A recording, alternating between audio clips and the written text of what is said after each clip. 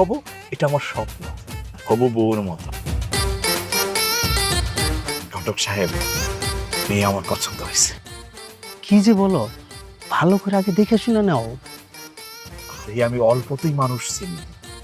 মেয়ের চুল সুন্দর, অনেক বড় চুল, সুকেশী, বাস আমার পছন্দ হয়ে গেছে। আপনি কথা বলেন, ফাইনাল করেন।